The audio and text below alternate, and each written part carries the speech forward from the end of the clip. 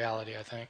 Are there textual changes that affect Christian doctrine? Well, it kind of depends how you look at things. There certainly are passages that affect Christian doctrine. There are passages in which scribes changed passages to emphasize that Jesus was divine. They changed other passages to emphasize that he was human. And so they wanted to emphasize that he was both human and divine. And so they changed passages so that it would look that way. One passage in particular is kind of interesting that is directly related to Christian doctrine, is the doctrine of the Trinity is not explicitly taught in any passage of the Bible. In other words, the doctrine that there are three gods... Sorry. Dan Brown speaking once more.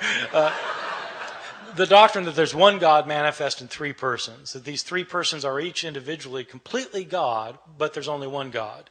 Not three gods, but one God, but not one person, three persons. So the three in one.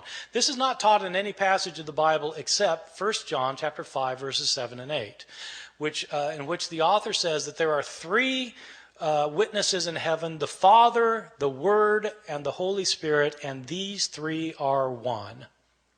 That's a pretty explicit statement about the Trinity. Now, there's an interesting story about this passage because it doesn't show up in the Greek manuscripts of 1 John. It's in the Latin manuscripts of 1 John. When the first scholar to put together a printed Greek New Testament produced his work, this was Erasmus, who was a humanist from Rotterdam, in the year 1516. He put together for the first time the printed edition of the Greek New Testament. He didn't include the verse, because it wasn't in the manuscripts that he had. And the Latin theologians went ballistic. And according to the story that circulated, Erasmus said, look, it's not in any of the Greek manuscripts. And they said, yes, but it's part of the church's doctrine. You've gotten rid of the Trinity. And Erasmus said, look, if you can produce a Greek manuscript that has it in it, I'll include it in my next edition. And so they produced a Greek manuscript. And so they copied out a Greek, somebody copied out a Greek, and when they got to that point, they translated the Latin back into Greek, stuck it in, and Erasmus was true to his word and included that in his next edition.